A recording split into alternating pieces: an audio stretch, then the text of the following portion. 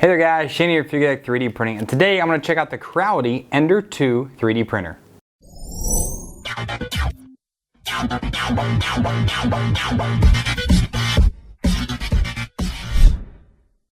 Today I am checking out the Ender 2 3D printer from Creality. Now this is a much smaller form factor printer versus the Creality CR-10. It's supposed to be a very simple install to put together, not quite as easy as the CR-10 was, but still very simple. So let's dig in and get it going. All right, so right here on the top we have the installation instructions, which consists of 7 steps. That's not too bad at all. And then we have, it tells you how to do your input voltage and how to cover up your power supply. And it comes with a 3D printed, looks like 3D printed power supply cover, which is great. I hate having the mains exposed on 3D printers. It's dangerous and it just shouldn't be done. That's a quick little guide. And then here we have the packing list. Consists of 14 items. Pretty simple to do. A lot of the items looks like they come pre-assembled as smaller parts, then you just assemble them together, so it's not a fully broken down kit. So yeah, it should be interesting to see. Let's get in here. It is taped and I need some scissors.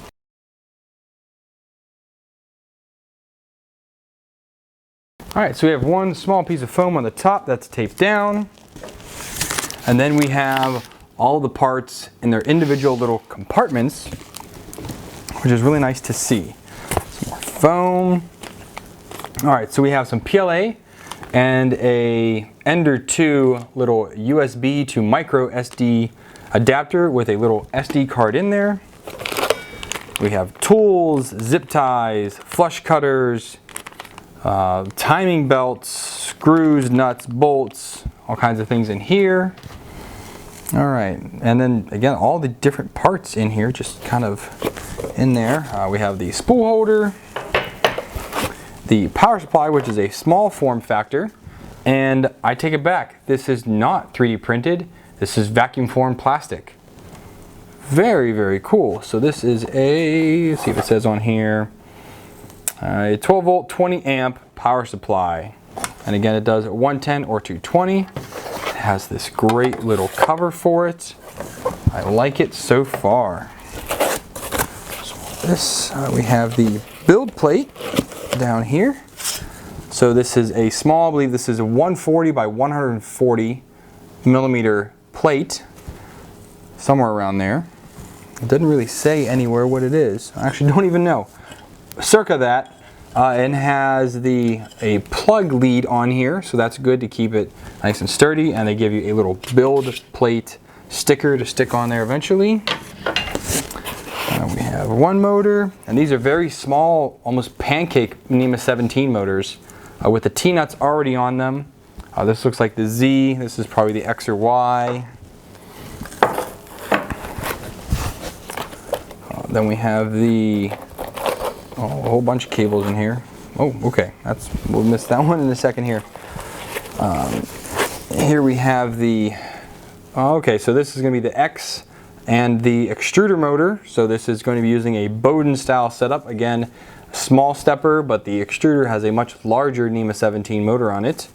The wheels are already installed on there. Not too bad.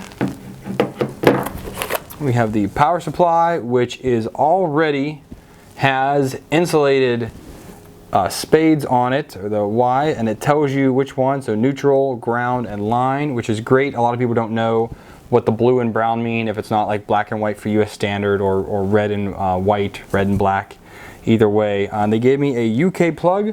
That's okay, I have US plugs here. For me, it's not a big deal. Here is a plate with some more wheels on it, probably for the Y. We have some glue stick, all-purpose glue. It kind of smells funny. Ugh.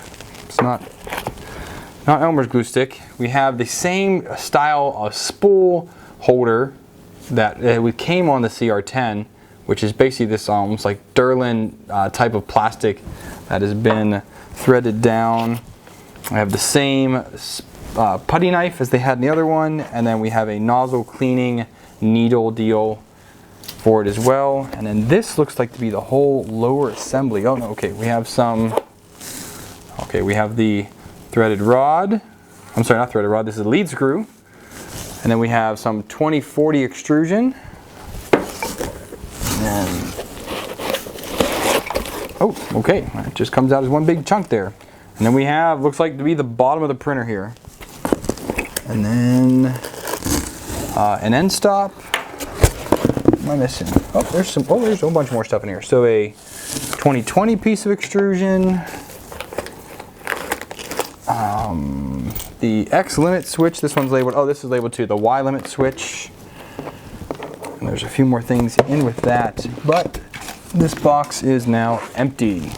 All right, so here we have the extruder, which looks to be identical to the, yeah, it looks like it is, identical to the CR-10, maybe a smidgen smaller, but it looks to be exactly the same, which a much smaller Bowden tube, because this is a much smaller printer. And here we have the Z limit switch, and then a idler bearing,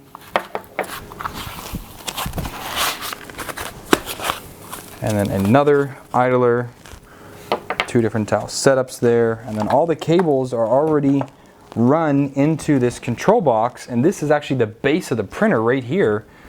Very simple, very small, and easy to do, it looks like. I'm kind of excited for how simple this is supposed to be.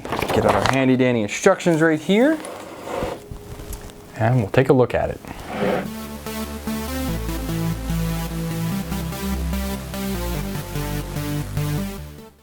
Now this kit does come with Allen wrenches that you could use to assemble this with, but I personally don't like using Allen wrenches for things. That's why I have this little screwdriver set here that has all of the Allens in it that you would need in order to assemble one of these printers. It's just so much easier to use, it's much quicker, and you can crank things down a little bit tighter using this to ensure that things aren't going to come loose on you. It's just what I prefer.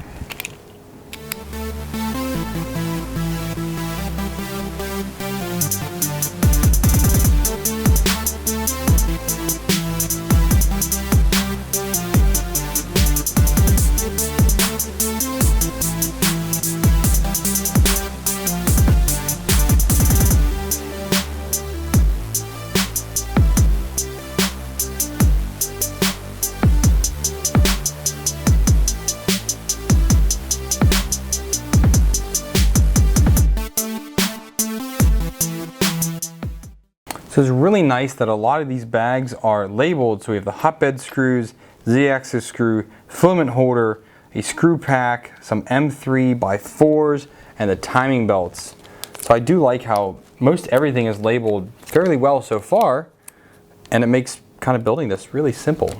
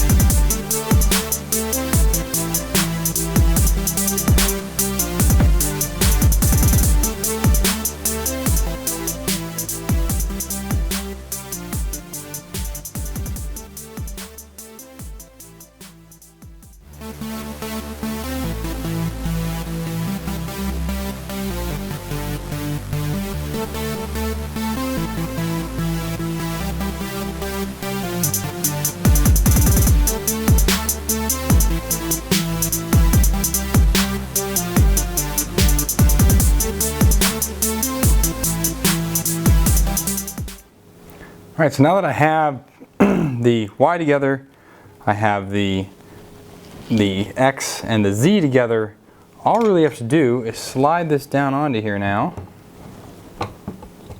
So get the wheels aligned, and then line this up with the nut, which is greased. And there it is. That was not too bad. You can see it's going down now. Might maybe just turning it. Right about there. I do need to try to figure out this. The housing, the cooling housing for the extruder is super duper loose, and those screws don't seem to want to move for me at all. But that's okay. I will sort that out in a moment. And then that's pretty much where the instructions drop off. I mean, they tell you to now attach the Ender 2 spool holder right here on the top, like so, and you can see Ender right behind it. So I'll find some screws for that, which I don't know where. There's one extra one here. Maybe they didn't send any for it. I know there's a screw pack. It doesn't say, oh, fill-in holder, here we go. That, it doesn't say how to attach it. The directions are extremely vague, being a total of 7 pictures. So what are you gonna kind of do with that?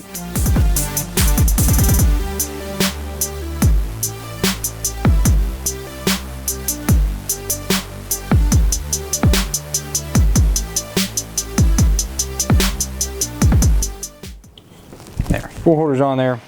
It's all pretty much hooked up now.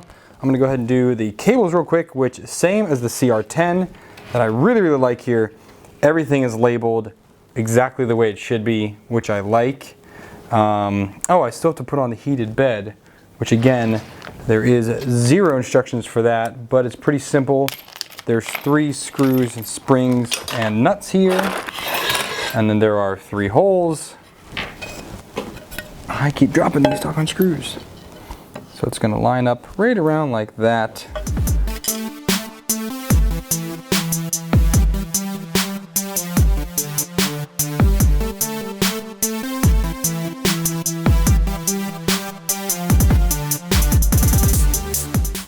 Alright, so the cables are pretty straightforward. We have the 4-pin here for the heated bed. And then we have a few others here. So here's for the power supply. That to the side. A super short one is the Z. Oh geez, how am I going to get to that?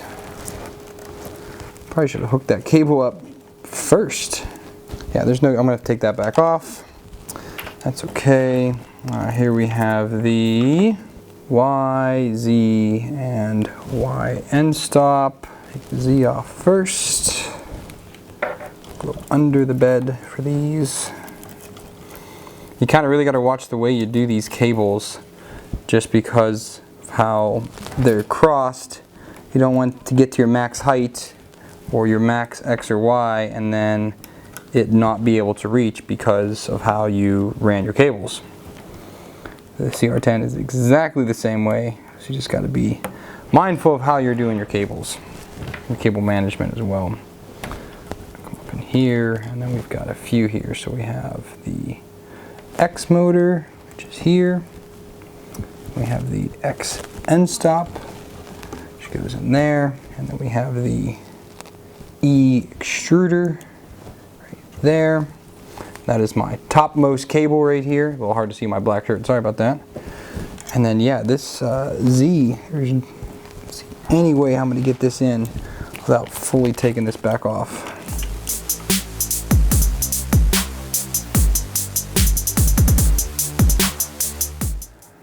Alright, so the first 7 steps are done. We look here onto the back. I'm going to make sure that I have this set to 110, which is what I'm going to use this on. Just take your Allen wrench, slide it in there, push it over. 110 is now selected. And then we have our cover. It tells you to go ahead and slide through our different power. So it goes on like so. The power supply, well, the printer is going to go through here. How in the world do you fit those in? One at a time.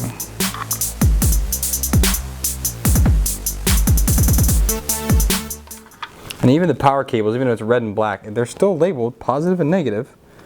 So they're making sure that you don't make a mistake and plug something into the wrong spot, which I can appreciate that, especially for new people getting into 3D printing every day. Which I'm just going to use this 221 simply because I have 220 and it's already wired for it. And I'll have to make another cable for it later.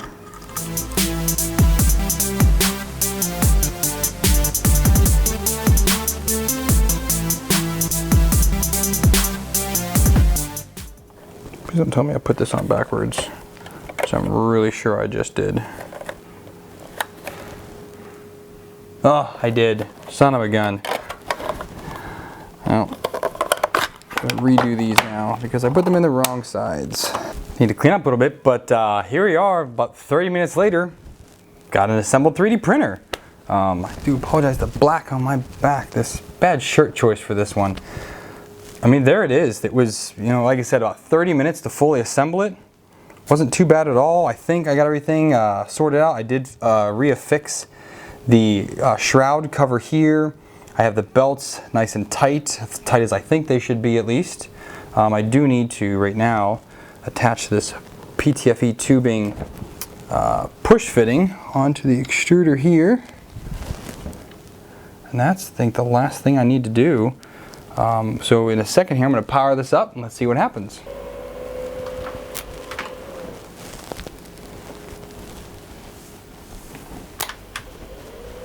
That pushed in the plug the whole way.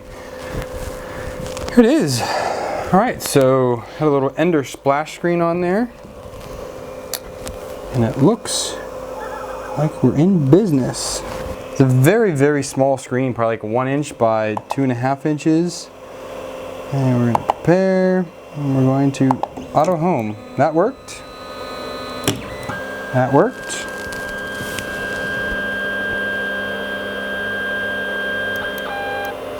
And Z worked. Disable the steppers. And raise the bed up just a smidge, it seems like. Now I will say I've never had a bed that uses a 3-point leveling system. Every printer I have, aside from the Delta, has a 4-point, so 1 in each corner leveling system. So this will be interesting for me to try and level, just simply because I've never had that, you know, experience before.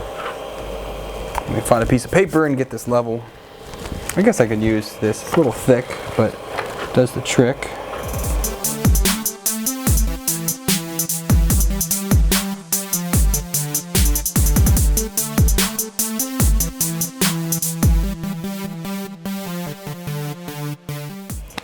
Feels pretty good. So let's see what this filament here we have. Main info. So inside here we have the guarantee card, our filament, and our G-code. Hopefully there's something on this. This is a SanDisk Edge 8 gig. And I want to show you real quick. So here in the front we have the USB, so it's a mini USB port with the SD card reader there. And then here on the side there's another cutout for something, I'm not sure what it is. Oh, here we go. The printing size is 150 by 150 by 200. So I said 140 earlier, sorry about that. It can be 220 to 110, and it takes 160 watts. That's what it's rated for. So click that in. Initialize card. Print from SD card. And there's a cat.g code in here. Let's get this PLA filament loaded.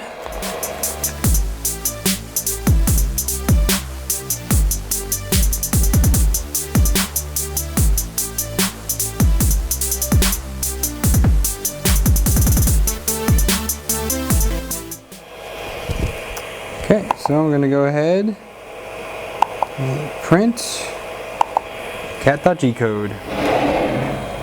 And we're going to see what happens.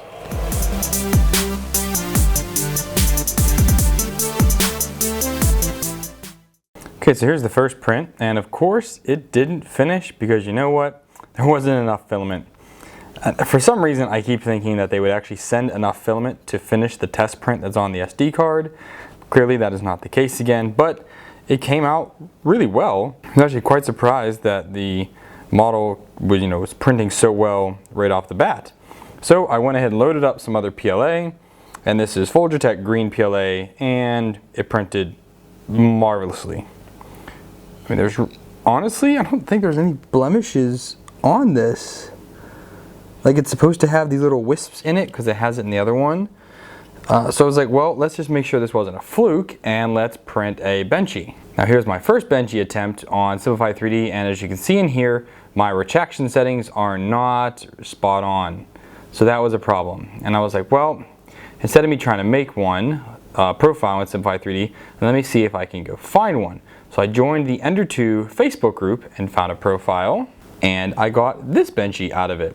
My main issue with my benchy was I kind of forgot to adjust my retraction settings from a standard direct drive extruder, which is like a 1mm retraction, to a Bowden one, which is anywhere between like 5 and 7. The one in this profile was 7.5mm. This also had like Z-lift and a bunch of other stuff in it that I don't really like. But it was pretty close. There's a little bit of strings in there. But overall, I mean, these walls are baby smooth. Everything I mean, just everything came out the way it should. There was a little bit of, I guess I'm going to call that under extrusion spot here and there. It could have been a retraction. The retraction at 7.5 I think is a little high in my opinion. And I was just a little bit far away from the bed. I'm actually having a hard time leveling this 3-point bed, even though people say it's supposed to be easier. It's really not for me. But also the nice thing to look at here is if you look here at the circles or the portholes here on the front, there is no ghosting or ringing on there. A little bit of drooping there, but I would blame that on the fact that there's no part cooling fan. But the doorways did marvelously well without a part cooling fan. But so I mean, this turned out really well right off the bat. So yeah, I gotta say, right off the bat, this thing prints really well. I mean, it's 150 by 150 by 200mm build volume, which is you're only losing that 50mm on the X and Y for a standard i3 3D printer, which like everyone comes in, except this comes in at a third the price of any of those other i3 printers. I mean, except for like an ANET A8. But I mean, this took me less than 30 minutes to install. To level the bed, again, I'm having a little issues leveling the bed with a 3-point system. I just need to learn it. And I mean, it was up and going. I do have some gripes though. Let's go through those real quick. So there is a power switch right here on the front of the printer. This power switch is not in line with the direct power to the power supply. So what that means is your power supply, as soon as you plug it in, turns on, and it's always on, and it always will be on. Then you can turn on the printer itself, which the power line going from the power supply into the printer, that's where that switch is located. I really don't like that. Obviously it's that way because it's a separate unit. I just don't like that because then you always have to unplug it whenever you want to turn the printer off. This only turns off the actual printer, not the power supply. I don't know if I'm nitpicking with that, but I personally don't like that. I also don't like how this cable here for the extruder is just hanging out there for everyone to snag onto or anything like that. I did look on Thingiverse for some mods, and there is a clip that would run it right here beside the extruder. So it would bring it up, down, around by the Bowden tube and sit it right there, just like there's one for the CR-10, very similar to it at least. And it goes around the lead screw here. And that way, that keeps this from going all over the world. And I used a few zip ties here to kind of tighten some of these down. But the cable management is very easy. I mean, it's 1, 2, 3, 4, 5, like 6 cables total for this printer. Can't beat that. The spool holder actually is rather rigid, which I did like that. Oh, another gripe, the printer wobbles. The whole thing wobbles. Now granted, it's the X and the Y and the Z do not wobble in relationship to each other. It's the entire printer because there are no feet on it. Whoop. Let me do that real quick. And the acrylic under here, I mean, it's a rather large and thick sheet of acrylic. If I had to guess, maybe 6 or 8 millimeters. I don't have my calipers handy right now to measure that. But it does not sit flush because of all the bolts that are in there. I guarantee there's someone out there that has made feet for this, or has said how to do that. I do have some rubber feet sitting around, or I can just 3D print some ones with M3 screws and throw them through it, drill some holes. But I really didn't like that this didn't come with feet, and you can really hear it when this thing prints.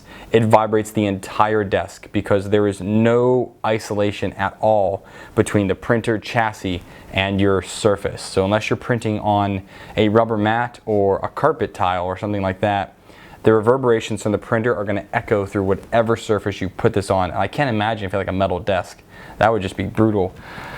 So I need to do that. The motors, the XY, are rather loud when they do move. I blame that pretty much right now on the reverberations going again from the printer into the tabletop. I think some motor dampers on there would be great. I'm waiting on a bunch to come in from China. They'll be here whenever they get here. I'm going to put some on the X and the Y to try to calm that down. The Z doesn't need it because it barely moves, and your extruder doesn't need it either because you actually don't want to introduce anything else into the extruder. I think that'll help quiet it down quite a bit. I was able to shore up the actual build plate using the eccentric nut.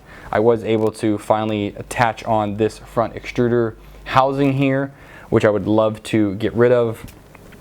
Another gripe is there's no part cooling fan. This is the exact same extruder housing that's on the CR-10. I keep pointing over here because it's over here off screen. And it has the little 50-50 blower fan right on the side with a little scoop on it to blow it right onto where the print is, where it'll be cooled. I mean, that can't be an expensive thing to add into this kit. Like, I understand this is a cheap kit, but I mean, that has to be pennies. And I'm sure charging $1 more to add that would not be something, you know, undoable, I'd say.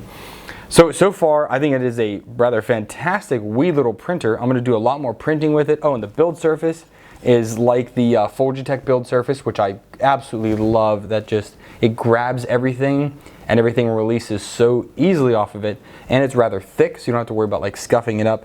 These held on super duper well, and it was just great. It's an awesome build surface. I really do like that. Okay, so that's it for this unboxing and first look here at the Creality Ender 2 3D printer kit. As I said, so far it's been good. This is not my final review. I'm going to be printing with this over the next month or two, and then I will eventually get you a review after I've used quite a few rolls of filament through this. And my disclaimer is this was sent to me by GearBest for the purpose of this review. No money was exchanged. They just sent me the printer so they hear my thoughts on it. If you want to pick one up, there'll be an affiliate link down below to GearBest where you can pick this up, and if I have a coupon, I'll be sure to add that down there so you guys can get it for a better price. And that's that, guys. So thank you for watching. If you like this video, please give it a thumbs up. If you didn't, thumbs down. Talk to me in the comments down below. I'd love to hear from you. If you want to support my channel, subscribe. If you want to support me financially, down below is my Patreon link. Donate me $1 more. My current Patreons, you guys are awesome. As always, if you want to support me without spending your money, affiliate links down below. Go ahead and use those. Again, there's an affiliate link down there to purchase this printer if you want to try it out yourself. And that's going to be it. So I thank you guys for watching so much. And until next time, happy printing.